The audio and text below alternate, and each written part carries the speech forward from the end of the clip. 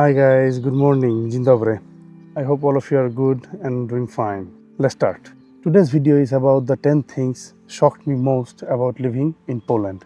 Before I moved to Poland, I read every travel vlog possible.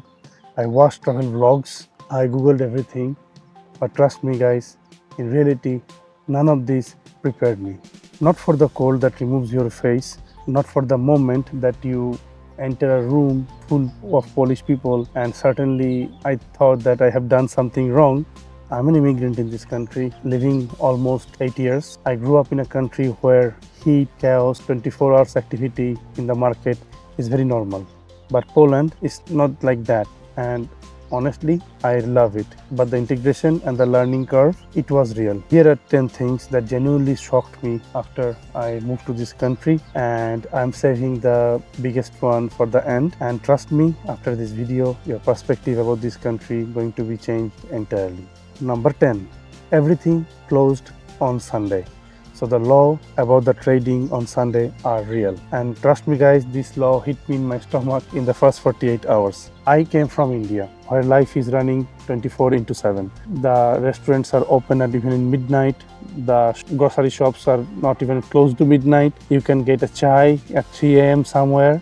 But in Poland, especially on Sunday, the shops are entirely closed. Of course, there is a exemption. Żabka is open, but mostly entire shops in Poland are closed. So Poland has the Sunday trading laws that ban most large supermarkets from opening on the majority of the Sundays in the month. Here is your shopping guide. If you want to go for a shopping, go on Thursday is the best shopping day. Plan your weekend groceries on Friday before 6 a.m. and find your nearest Żabka. The small yellow and green convenience stores, they are everywhere and they are almost always open. They are not cheap, but they exist. In Poland, Żabka is a personality type. Number 9. Queuing in Poland are sacred, and it might start a diplomatic incident if you don't pay enough attention. Poland take queuing very seriously.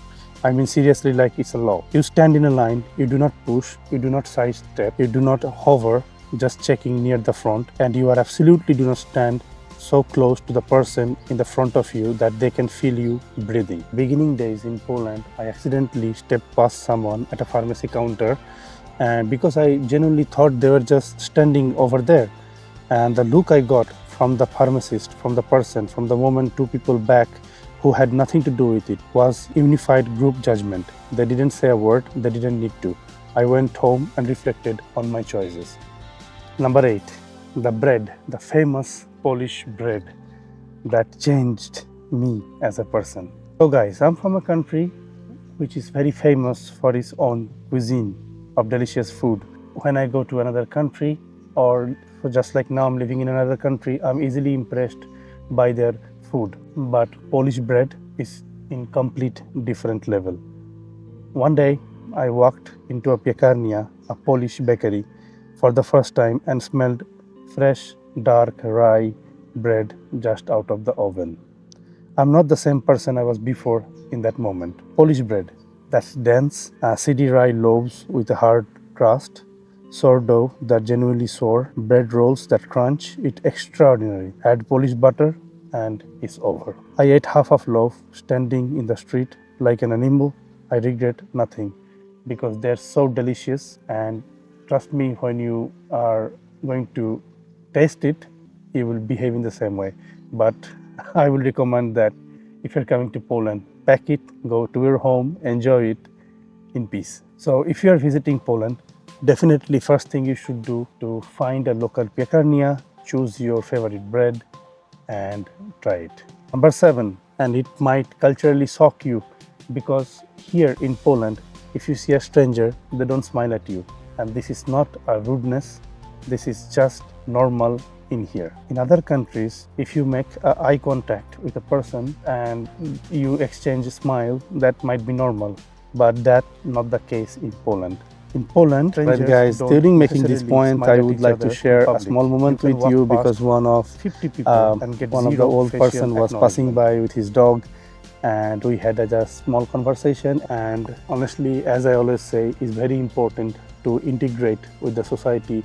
Once you do that, it is not a problem at all to mingle with the locals know their culture, know their food. Let's get back to the topic. When I see that they don't smile back at me, I thought that did I do something wrong? Did I dress something weird? But no, that's not the case. In Polish culture, a smile is genuinely something meaningful. Your smile at someone you know, someone you like, someone you have chosen to acknowledge. Smiling at a complete stranger can actually seem fake or suspicious, like what do you want from me, or why you are smiling at me. Once I understood that, everything shifted. These people, the same people who didn't smile at the street, they invited me to their homes, they cooked dinner for me for a couple of days. They remembered my name. The warmth is real. It's not just the performed for strangers. Honestly, I respect it more now. Number 6, public transport here, most of them runs on time. So Warsaw, metros, Krakow's, tram, subway, buses, most of them runs on time. You can have an application called Jakdojade to buy tickets, and the same app you can also find out exactly what time your transportation is arriving. I trusted the Polish transport wherever I go because of this. Just to let you know that public transport in Poland is shockingly affordable. 5, cold is not the cold that you knew before in winter. It will change your perspective about winter when you come to Poland completely. So when I was arriving in Poland, I was told that Poland gets really cold in winter. And I said yes, because I understand cold, I understand winter. From where I come from, we have also winter. But in Poland, the story is completely different. If you're coming from a warm country like me, you will be completely shocked and surprised. It gets easily minus 15 degrees Celsius in winter, and you will feel like that weather is personally trying to remove your face.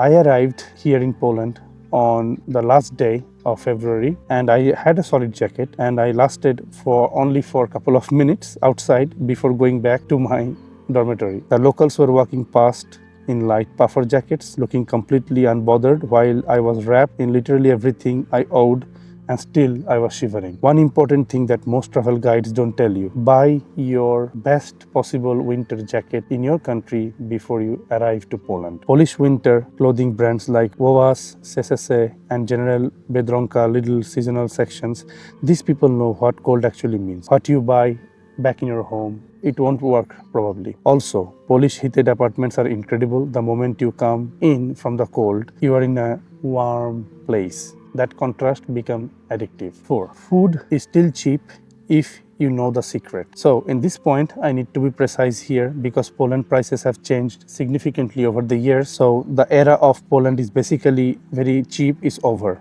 Inflation hit Poland hard, at points among the highest in the EU. Restaurants in tourist center areas, in Krakow main market square, or if you go to Warsaw Old Town, you can pay Amsterdam prices for a beer now, and I'm not joking. But this is the secret locals will not tell you, or tourists might miss. Step 1 or 2 streets off the main tourist drag and everything changes. You can go to the milk bar, local canteens, or you can go super shop or grocery stores to buy your food, and they still provide foods in quite affordable price, and the foods are so delicious, and you can see the local delicacy with authenticity of Polish flavors. Maybe you will end up paying around 15 to 25 zloty for a full meal in this canteen.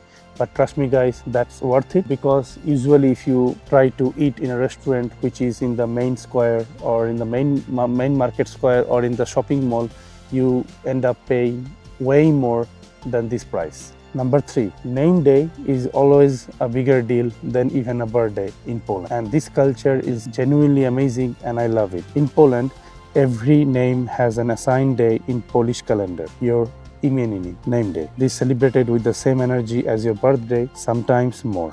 People congratulate you, bring flowers, and send messages. Number 2, Polish home and hospitality culture will destroy you in each best way possible. If you have Polish friend or colleague, and if you are invited for a dinner, and trust me, it will be a lifetime experience. Because when I was invited to a Polish family home for a dinner, I thought it was just a casual, like popping up and having some tea or some snacks. So I bought a box of chocolates and I thought we'll eat something simple and chat. But no, that's not the case. I walked into an apartment where a woman had spent almost 2 days cooking. There were bigos, hunter stew, and had been simmering since the previous morning. And pierogi, of course. 3 different beet salad, zurek soup, a full roast dessert, sernik, which is a Polish cheesecake. The most dense and beautiful cheesecake I have ever had since I arrived in Poland. And then she asked me while I was eating, "Are you still hungry?" This question shows us that Polish hospitality is overwhelming in the most profound way possible. Saying no to food, it basically is rude and you might break the host's heart. So if you are in a Polish home, you are invited for a dinner, show up with some gift or flower, and in exchange you will have one of the best dinner of your life. So here is number one that shocked me in Poland more than anything I could imagine. I thought I knew history. I grew up learning about World Wars I and II. I did see movies, I read books, I got decent grades on exam. I had what I considered a reasonable understanding. Then I went to the Warsaw Uprising Museum. Then I also went to Auschwitz Museum, which is in Auschwitz. Nothing, absolutely nothing prepares you for this, what it means to stand on a Polish soil and understand what happened here. When Polish people talk about the war, about the German occupation, about the Soviet period, about the solidarity, they are not talking about history that they read in the books. They are talking about something their grandparents, their ancestors lived. The actual streets, the actual pain and the sorrow exists here in this country. It's a part of the country's history. Warsaw was destroyed 85% during the World War II by 1945. The old town that you see today was completely destroyed. I always consider Polish people as phoenix. They always rise. They always rise. Those history, those moments hit me harder than any cold, any closed shop, or any cultural difference. The resilience of this country, the quiet, unspoken weight of what it has survived, gave me a completely different relationship with Poland and with Polish people. The national pride is not the arrogance, it's earned, every single bit of it. Go to the museums, listen to the guides, ask the question. It will change your perspective completely about the life and how you see everything. Let me know which part also shocked you most. If you watched my video until here, thank you so much for your support and your love. See you in the next video. Don't forget to subscribe, like and comment. Do zobaczenia.